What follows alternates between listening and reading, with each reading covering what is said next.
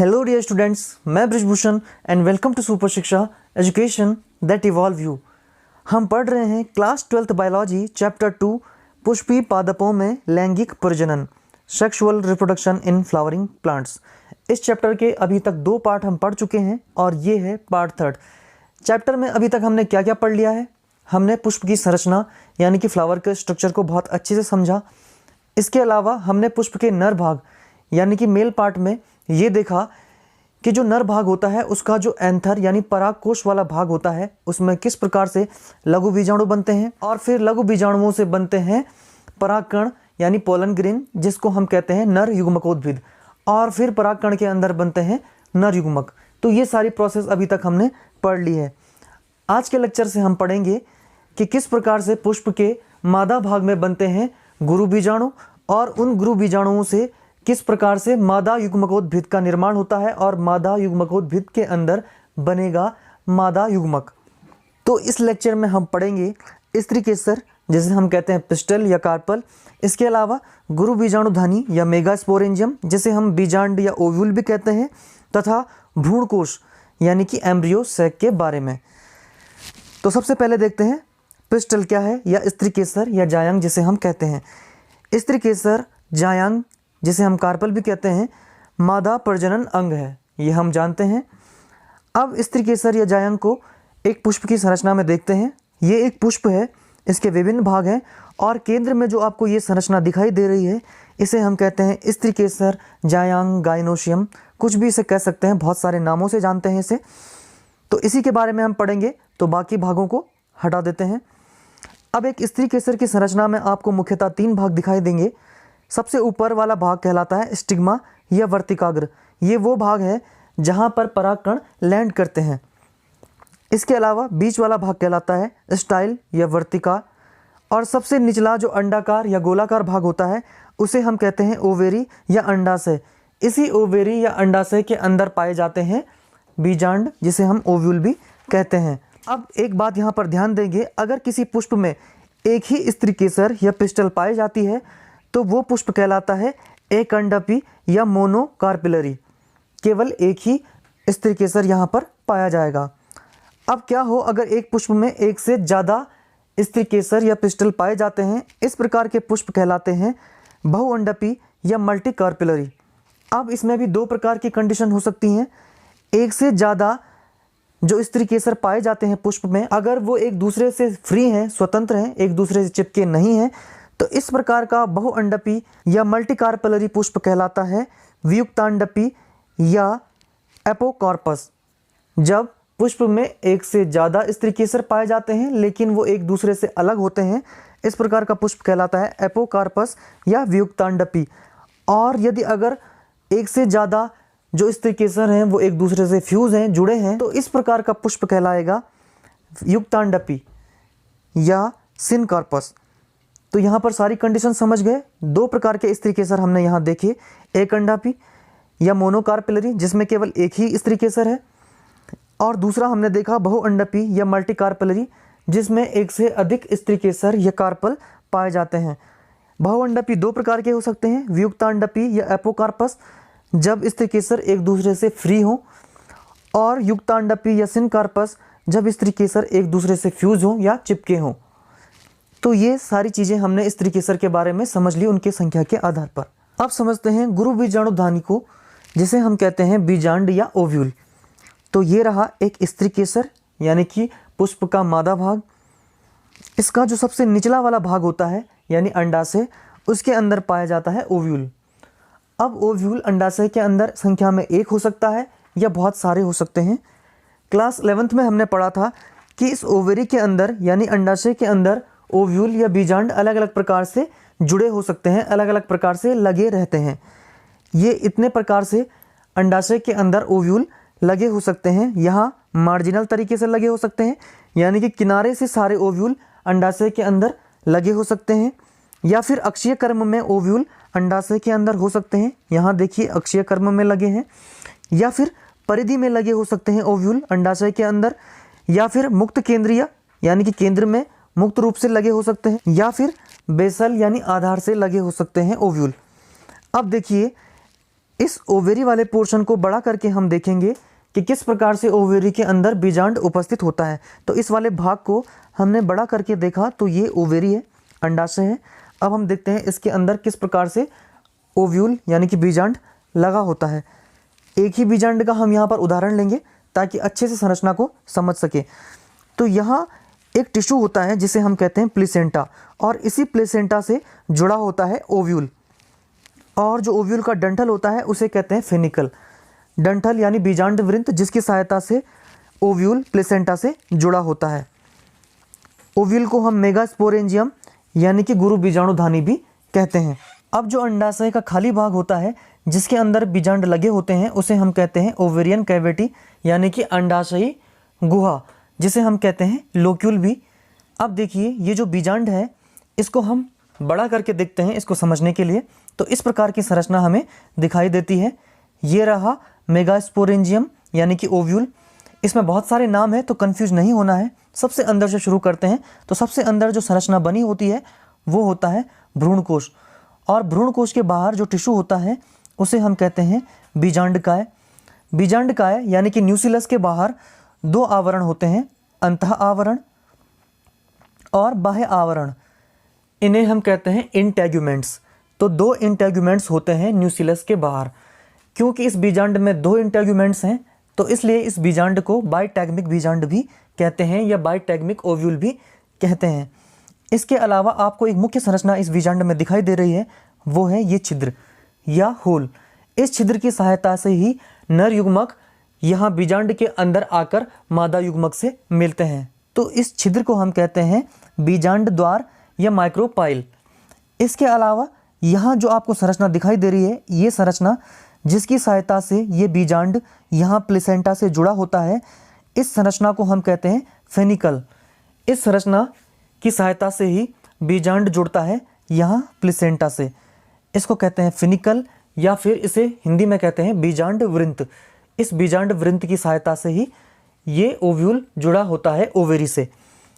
और यहाँ पर एक और इम्पॉर्टेंट संरचना आप देखेंगे कि जहाँ पर ये फेनिकल यानी कि बीजांड वृंत और ओव्यूल यानी कि ये बीजांड मिल रहे हैं, तो ये जो जोड़ यानी जंक्शन है जहाँ पर बीजांड वृंत और बीजांड मिल रहे हैं, उस जोड़ या जंक्शन को हम कहते हैं हाइलम। तो ये संरचना आप मुख्यतः ध्यान रखेंगे कि कौन कौन सी मुख्य संरचनाएं बीजांड में पाई जाती हैं। अब ओव्यूल की संरचना को थोड़ा और डिटेल में समझ लेते हैं। ये एक ओव्यूल है और इसके दो सिरे या मुख्यतः दो एंड होते हैं। एक होता है माइक्रोपिलर एंड और दूसरा होता है चेलेजल एंड। माइक्रोपिलर एंड यानी वो सिरा जो बीजांड द्वार यानी माइक्रोपाइल की तरफ होता है उसे हम कहते हैं माइक्रोपिलर एंड, और इसके ठीक विपरीत दिशा में जो सिरा होता है उसे हम कहते हैं चेलेजल एंड। अब और भाग समझिए, ये बहुत सारे नाम हैं तो फिर से कंफ्यूज नहीं होना है। यहाँ पर केंद्र की तरफ से शुरू करते हैं, अंदर की तरफ से। तो सबसे अंदर वाला भाग जो बीजांड में पाया जाता है वो होता है भ्रूणकोश या एम्ब्रियोसैक, जिसे हम मादा युग्मकोद्भिद यानी फीमेल गैमेटोफाइट भी कहते हैं। और इसके बाहर वाला जो भाग होता है ये वाला, इसे कहते हैं बीजांडकाय या न्यूक्लियस, जो एक डिप्लॉइड टिश्यू यानी द्विगुणित ऊतक होता है। और इसी द्विगुणित ऊतक यानी न्यूक्लियस से निर्माण होता है भ्रूणकोश का। इसीलिए बीजांडकाय के अंदर यहाँ पर दिखाया गया है भ्रूणकोश। इसके बाद यानी कि जो बीजांडकाय या न्यूक्लियस होता है उसके बाहर दो आवरण होते हैं, अंतः आवरण। ये वाला भाग फिर से देखिए, ये वाला भाग है अंतः आवरण, और एक दूसरा आवरण होता है अंतः आवरण के बाहर, उसे कहते हैं बाह्य आवरण। तो इस प्रकार ये दो आवरण होते हैं, और जिस ओव्यूल में दो आवरण होते हैं या दो इंटेग्यूमेंट्स होते हैं उसे कहते हैं बाइटैगमिक ओव्यूल। तो अब आप समझ गए कि बाइटैगमिक ओव्यूल क्या होता है। जितने भी पुष्पोद्भिद पौधे यानी फ्लावरिंग प्लांट्स होते हैं उनमें मुख्यतः बाइटैगमिक ओव्यूल ही पाया जाता है, यानी कि बीजांडकाय के बाहर, न्यूक्लियस के बाहर दो इंटेग्यूमेंट या दो अध्यावरण होते हैं। यहाँ पर अध्यावरण तक हम समझ गए। इसके बाद देखिए ये जो छिद्र है यानी जो पोर है, इसको कहते हैं बीजांड द्वार या माइक्रोपाइल। इसी छिद्र की सहायता से नर युग्मक बीजांड में अंदर प्रवेश करते हैं और पहुंच जाते हैं मादा युग्मक तक। मादा युग्मक कहाँ होता है? भ्रूणकोश में होता है मादा युग्मक, जिसे हम एग या अंडा भी कहते हैं। इसके बाद देखिए यहाँ पर एक और इम्पॉर्टेंट चीज़ आप ध्यान रखेंगे कि बीजांडकाय के आधार पर दो प्रकार के ओव्यूल्स होते हैं। एक होता है क्रेसिन्यूसिलेट ओव्यूल। इसका मतलब होता है कि जब भ्रूणकोश बन जाए, बीजांडकाय के अंदर भ्रूणकोश बन जाए, उसके बाद भी बीजांडकाय थोड़ा बचा रहे, तब इसे कहते हैं क्रेसिन्यूसिलेट ओव्यूल। दूसरा प्रकार है टेन्यून्यूसिलेट ओव्यूल। टेन्यून्यूसिलेट ओव्यूल, इसका मतलब है कि बीजांडकाय के अंदर जब भ्रूणकोश बन जाता है, उसके बाद बीजांडकाय बिल्कुल बचा नहीं रहता या फिर नाम मात्र का ही शेष रह जाता है, इसे कहते हैं टेन्यून्यूसिलेट ओव्यूल। तो इस प्रकार बीजांडकाय के आधार पर भी दो प्रकार के ओव्यूल्स हो सकते हैं। इसके अलावा और इम्पॉर्टेंट कौन सी संरचना है? बीजांडवृंत। बीजांडवृंत हम पहले भी देख चुके हैं। ये वो डंठल या संरचना है जिसकी सहायता से ये पूरा बीजांड जुड़ा होता है ओवेरी से, यानी कि ओव्यूल जिस तंतु की या फिलामेंट की सहायता से ओवेरी से जुड़ा होता है उसे कहते हैं फिनिकल या बीजांडवृंत। एक और इम्पॉर्टेंट संरचना यहाँ पर क्या है? जहाँ पर बीजांडवृंत और पूरा बीजांड यानी कि फिनिकल और ओव्यूल आपस में जुड़ते हैं, ये जो जंक्शन होता है, इसको हम कहते हैं hilum. Junction between ovule and funicle, जहाँ पर फ्यूनिकल यानी कि बीजांडवृंत और ओव्यूल यानी कि बीजांड जुड़ते हैं, ये जो भाग होता है इसे हम कहते हैं हाइलम। तो इस प्रकार से अब सारे भाग को हम समझ गए हैं एक बीजांड के, और हमने देख लिया कि कहाँ पर भ्रूणकोश बनता है। वो बनता है बीजांडकाय के अंदर, बीजांडकाय की किसी कोशिका से। और ये जो पूरा बीजांड होता है ये परिपक्व होने पर परिवर्तित हो जाता है एक बीज यानी कि सीड में, और इसकी संरचनाओं को हम सीड में भी देख सकते हैं। ये है हाइलम, यानी वो जंक्शन जहाँ पर ओव्यूल और फ्यूनिकल जुड़ते हैं। यहाँ आप देख रहे हैं, इसमें बीज में भी आपको हाइलम दिखाई दे रहा है। इसके अलावा ये जो इंटेग्यूमेंट्स यानी कि अध्या आवरण हमने देखे थे, ये बाह्य आवरण और अंत आवरण, ये परिवर्तित हो जाते हैं सीड कोट में। तो इंटेग्यूमेंट्स बना लेते हैं सीड कोट्स, और माइक्रोपाइल यानी कि बीजांड द्वार जो कि बीजांड में हमने देखा था, वो यहाँ बीज में भी आप देख सकते हैं माइक्रोपाइल। तो ये सारी संरचनाएं हमें बीज में भी दिखाई देती हैं, क्योंकि ये पूरा बीजांड ही परिवर्तित होता है एक परिपक्व बीज में। यहाँ हमें एक और बात समझने की ज़रूरत है कि ये जो भ्रूणकोश यानी एम्ब्रियो सैक है, जो मादा युग्मकोद्भिद है, वो किस प्रकार से बनता है। किससे बनता है भ्रूणकोश? बीजांडकाय की किसी कोशिका से, बीजांडकाय की किसी द्विगुणित कोशिका से बनता है भ्रूणकोश। और भ्रूणकोश बनने के लिए इस बीजांड में दो प्रक्रियाएं होती हैं। न्यूसिलस के अंदर दो प्रक्रियाएं होती हैं। पहला होता है गुरु बीजाणु जनन या मेगास्पोरोजिनेसिस, यानी कि गुरु बीजाणु या मेगास्पोर का बनना, और उसके बाद उस मेगास्पोर से बनता है मादा युग्मकोद्भिद, जिसे हम कहते हैं भ्रूणकोश। तो इसमें पहला आता है मेगास्पोरोजिनेसिस, यानी कि गुरु बीजाणु जनन। गुरु बीजाणु जनन मतलब गुरु बीजाणु का बनना या मेगास्पोर का बनना। किस प्रकार ये प्रक्रिया होती है? ये एक मैच्योर ओव्यूल है, ये एक विकसित ओव्यूल है जिसके अंदर विकास हो चुका है भ्रूण कोश का। लेकिन जब ये बिल्कुल यंग स्टेज में होता है, जब बिल्कुल नया होता है ओव्यूल, उस समय इसके अंदर ये भ्रूण कोश नहीं होता है। ये देखिए भ्रूणकोश नहीं है, बिल्कुल यंग स्टेज में है। अब हम देखते हैं कि किस प्रकार इसके अंदर विकसित होता है भ्रूणकोश। तो सबसे पहले होता क्या है, ये जो बीजांडकाय है, बिल्कुल मध्य भाग है जो बीजांड का, उसे हम कहते हैं बीजांडकाय, जिसके अंदर सारी द्विगुणित कोशिकाएं हैं। अब क्या होता है, माइक्रोपाइल एंड की तरफ यानी बीजांड द्वार वाले सिरे की तरफ जो बीजांडकाय की कोशिकाएं होती हैं, उनमें से कोई एक कोशिका आकार में बड़ी हो जाती है, जिसे हम कहते हैं मेगास्पोर मदर सेल। यानी इसी कोशिका से अब बनेंगे मेगास्पोर या गुरु बीजाणु। देखिए फिर से, ये बीजांडकाय है, ये पूरी संरचना क्या है, बीजांडकाय बीचों बीच, और इसमें इस माइक्रोपाइल यानी कि बीजांड द्वार की तरफ वाली कोशिकाओं में से कोई एक कोशिका आकार में बड़ी हो गई, जिसे हमने कह दिया मेगास्पोर मदर सेल। अब क्या होता है, जो ये मेगास्पोर मदर सेल होती है, इसमें होता है मियोटिक डिवीजन यानी अर्धसूत्री विभाजन। हम जानते हैं कि अर्धसूत्री विभाजन में एक कोशिका से 4 कोशिकाओं का निर्माण होता है। तो इस प्रकार एक मेगास्पोर मदर सेल से यानी एक गुरु बीजाणु मात्र कोशिका से निर्माण हो जाता है 4 गुरु बीजाणु यानी कि 4 मेगास्पोर का, और ये आपस में एक साथ बनाते हैं मेगास्पोर टेट्राड। और मेगास्पोर टेट्राड हमेशा लीनियर यानी रेखीय क्रम में ही व्यवस्थित होते हैं। लघु बीजाणु में हमने देखा था कि अलग अलग प्रकार के टेट्राड्स बनाते थे, जैसे टेट्राहेड्रल हो गया और बाइलेटरल हो गया, लीनियर हो गया, लेकिन मेगास्पोर के केस में केवल लीनियर टेट्राड ही बनता है। इसके बाद क्या होता है, ये जो 4 गुरु बीजाणु यानी 4 मेगास्पोर हैं, इनमें से 3 नष्ट हो जाते हैं। यहाँ आप देख रहे हैं ये जो ऊपर के 3 हैं ये हैं डीजेनरेटिंग मेगास्पोर, यानी कि ये नष्ट होते हुए गुरु बीजाणु हैं। केवल एक गुरु बीजाणु या मेगास्पोर सर्वाइव कर जाता है। अब देखिए आगे क्या होता है। अब ये जो एक मेगास्पोर है इसी से होगा युग्मकोद्भिद का विकास। तो 3 नष्ट हो गए, पूरी तरीके से नष्ट हो गए। अब ये जो एक गुरु बीजाणु यानी मेगास्पोर बचा है, ये 3 माइटोटिक न्यूक्लियर डिवीजन करता है, यानी कि इसके केंद्रक में 3 समसूत्री, ध्यान दीजिए समसूत्री विभाजन होंगे। जो ये सर्वाइविंग मेगास्पोर है इसके केंद्रक में 3 समसूत्री विभाजन होते हैं। इस प्रकार यहाँ देखिए इसका आकार यहाँ बड़ा हो गया है और अब इसके केंद्रक में होंगे 3 समसूत्री विभाजन, केवल केंद्रक में होंगे। तो पहला विभाजन हो गया, तो एक केंद्रक से 2 केंद्रक बन गए। इसके बाद दूसरा समसूत्री विभाजन, तो 2 केंद्रक से बन गए 4 केंद्रक, और इसके बाद तीसरा समसूत्री विभाजन, तो 4 केंद्रक से बन जाते हैं इस प्रकार 8 केंद्रक। तो इस प्रकार जो ये सर्वाइविंग मेगास्पोर था इसके केंद्रक में 3 समसूत्री विभाजन हुए और इस प्रकार एक 8 केंद्रक वाली संरचना हमें प्राप्त हो गई।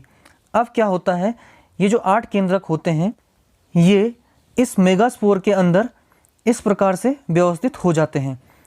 3 चले जाते हैं माइक्रोपाइलर वाले एंड पर, 3 चले जाते हैं चैलेजल वाले एंड पर, और 2 केंद्रक मध्य में व्यवस्थित हो जाते हैं। एक बार फिर से देखिए, इस प्रकार से ये 3 का समूह, 3 का समूह और 2 के समूह में व्यवस्थित हो जाते हैं। इसके बाद होता है साइटोकाइनेसिस। पहले केंद्रक का विभाजन हुआ था, अब कोशिका द्रव्य का भी विभाजन होता है और इस प्रकार की संरचना हमें देखने को मिलती है। जो 3 केंद्रक चैलेजल एंड की तरफ जाते हैं वो बना लेते हैं प्रतिव्यासांत कोशिकाएं। जो मध्य में रह जाते हैं वो केवल केंद्रक होते हैं, वो कोशिका नहीं बनाते और इन्हें कहते हैं ध्रुवीय केंद्रक। और जो 3 केंद्रक माइक्रोपाइलर एंड की तरफ गए उनमें से 2 कोशिकाएं बनती हैं सहायक कोशिकाएं, और जो मध्य में कोशिका होती है वो होती है अंड कोशिका यानी कि मादा युग्मक। इसी मादा युग्मक से मिलने आता है नर युग्मक, जिससे निषेचन के द्वारा नया पौधा या नया भ्रूण बनता है। माइक्रोपाइलर और चैलेजल एंड को समझ लीजिए ओव्यूल की संरचना के द्वारा। ये ओव्यूल अगर इसमें आ गया तो अब आप समझ पा रहे हैं कि माइक्रोपाइलर एंड की तरफ वाले केंद्रकों ने बना दिया सहायक कोशिकाएं और अंड कोशिका, और चैलेजल एंड की तरफ गए केंद्रकों ने बना दी प्रतिव्यासांत कोशिकाएं जिन्हें हम कहते हैं एंटीपोडल सेल्स, और जो केंद्रक मध्य में रह गए थे उन्होंने बनाए ध्रुवीय केंद्रक। तो इस प्रकार से हमें प्राप्त होता है मादा युग्मकोद्भिद, जिसे हम कहते हैं एम्ब्रियोसैक या भ्रूण कोश। इसमें कोशिकाओं और केंद्रकों को गिन लेते हैं कि कितने केंद्रक और कितनी कोशिकाएं इस भ्रूण कोश या एम्ब्रियोसैक में होती हैं। तो सबसे पहले कोशिका देखिए, 1, 2, 3 कोशिकाएं चैलेजल एंड की तरफ, 1, 2 और 3 कोशिकाएं माइक्रोपिलर एंड की तरफ। टोटल 6 कोशिकाएं हो गई, और एक ये बड़ी कोशिका जिसके अंदर ये सारी कोशिकाएं हैं। तो 3, 3 और 1, 7। तो टोटल कोशिकाएं हो गई यहाँ पर 7। अब केंद्रक गिन लेते हैं, 1, 2, 3 केंद्रक, 1, 2 और 3 केंद्रक, यानी टोटल हो गए 6 और 7 और 8। तो इस प्रकार टोटल केंद्रक यानी न्यूक्लियस की संख्या हो गई है 8। तो इस भ्रूण कोश में 7 कोशिकाएं और 8 केंद्रक होते हैं। कई बार एक क्वेश्चन पूछा जाता है शॉर्ट आंसर में, तो ये बहुत इंपॉर्टेंट पॉइंट है जिसे आप ध्यान रखेंगे कि पुष्पोद्भिद पौधों में मुख्यतः जो एम्ब्रियोसैक या भ्रूण कोश होता है वो 7 कोशिकीय और 8 केंद्रकीय होता है। और इस प्रकार के भ्रूण कोश को कहते हैं पोलिगोनम। इसके अलावा इस भ्रूण कोश को मोनोस्पोरिक भी कहते हैं। क्यों कहते हैं? क्योंकि जो इस भ्रूण कोश का विकास हुआ है वो एक मेगास्पोर से हुआ है। इसके साथ के 3 मेगास्पोर नष्ट हो गए थे और केवल एक मेगास्पोर ने सर्वाइव करके विकास किया इस भ्रूण कोश का, इसलिए इस भ्रूण कोश को मोनोस्पोरिक भ्रूण कोश भी कहते हैं। तो अब आप इस पूरी प्रोसेस को समझ गए कि किस प्रकार एक मेगास्पोर से डेवलप होता है एक भ्रूण कोश या एम्ब्रियो सैक, और किसके अंदर डेवलप होता है? बीजांड के अंदर जो न्यूसिलस होता है उसकी द्विगुणित कोशिका से न्यूसिलस के अंदर बन जाता है भ्रूण कोश। तो अब तक इस चैप्टर में हमने क्या समझ लिया? हमने समझा कि फ्लावर यानी जो फूल होता है वो पौधे का जनन अंग होता है। इसके 2 भाग होते हैं, स्त्री केसर यानी कि मादा भाग और पुंकेसर यानी कि नर भाग। नर भाग यानी स्टेमन का जो एंथर वाला पार्ट होता है उसमें बनते हैं लघु बीजाणु। वो लघु बीजाणु अर्धसूत्री विभाजन के द्वारा बनते हैं और उनसे निर्माण होता है परागकण का। परागकण को हम कहते हैं मेल गैमेटोफाइट, जिसके अंदर बनते हैं नर युग्मक। अब देखते हैं मादा भाग में क्या होता है। मादा भाग को कहते हैं स्त्री केसर। इसके भी 3 भाग होते हैं और जो ओवेरी यानी अंडाशय वाला भाग होता है उसके अंदर होते हैं ओव्यूल या बीजांड, और बीजांड के अंदर विकसित होता है भ्रूण कोश फीमेल गैमेटोफाइट, जिसे हम कहते हैं एम्ब्रियो सैक। अब क्या होगा? मेल गैमेटोफाइट बन गया, फीमेल गैमेटोफाइट बन गया। मेल गैमेटोफाइट के अंदर क्या है? मेल गैमेट या नर युग्मक बने हैं। फीमेल गैमेटोफाइट के अंदर फीमेल गैमेट यानी मादा युग्मक बने हैं। अब क्या होता है?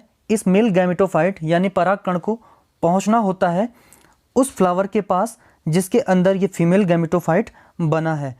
इसके लिए ये एक लंबी यात्रा तय करता है मेल गैमेटोफाइट यानी परागकण, और इसकी इस यात्रा को उससे हम कहते हैं परागण यानी पॉलिनेशन। तो जो ये लंबी दूरी ये मेल गैमेटोफाइट तय करता है उस फ्लावर तक पहुंचने के लिए जिसमें फीमेल गैमेट है, इस दूरी या इस यात्रा को हम कहते हैं पॉलिनेशन या परागण। यहाँ पर 2 शब्द हमने सुने, एक परागकण, दूसरा परागण।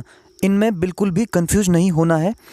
परागकण का मतलब होता है मेल गैमेटोफाइट जिसके अंदर नर युग्मक बनते हैं, और इसके बाद आता है परागण या पॉलिनेशन।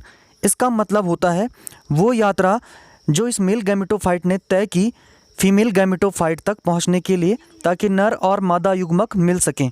जब ये मेल गैमेटोफाइट उस फ्लावर तक पहुंच जाता है तो ये स्त्री केसर के स्टिग्मा में लैंड करता है, और उसके बाद ये पोलन ट्यूब ग्रोथ करके पहुंच जाती है फीमेल गैमेटोफाइट तक, और इस पोलन ट्यूब के अंदर से होते हुए ये दोनों नर युग्मक पहुंच जाते हैं फीमेल गैमेटोफाइट के अंदर। फीमेल गैमेटोफाइट के अंदर एक नर युग्मक मिलता है अंड कोशिका से और दूसरा नर युग्मक मिलता है ध्रुवीय केंद्रक यानी पोलर न्यूक्लियस से, और इस प्रक्रिया को हम कहते हैं निषेचन और दोहरा निषेचन। इस प्रक्रिया को यानी निषेचन को हम बाद में पढ़ेंगे, उससे पहले हम एक इम्पॉर्टेंट टॉपिक कवर करना है परागकण की यात्रा को, जिसे हम कहते हैं पॉलिनेशन या परागण। तो आज के लेक्चर में हमने कवर किया मेगास्पोरोजेनेसिस यानी कि गुरु बीजाणु जनन, किस प्रकार से गुरु बीजाणु बनते हैं, और डेवलपमेंट ऑफ फीमेल गैमेटोफाइट यानी भ्रूण कोश या एम्ब्रियो सैक का निर्माण। आज के लेक्चर में इतना ही। आने वाले लेक्चर में हम कवर करने वाले हैं टाइप्स ऑफ पॉलिनेशन, पॉलिनेशन क्या होता है और किस प्रकार से परागकण पहुंचता है दूसरे फ्लावर के पास जहां वो फर्टिलाइजेशन करेगा। तब तक के लिए आप पढ़ते रहें और लेते रहें सुपर शिक्षा। Thank you.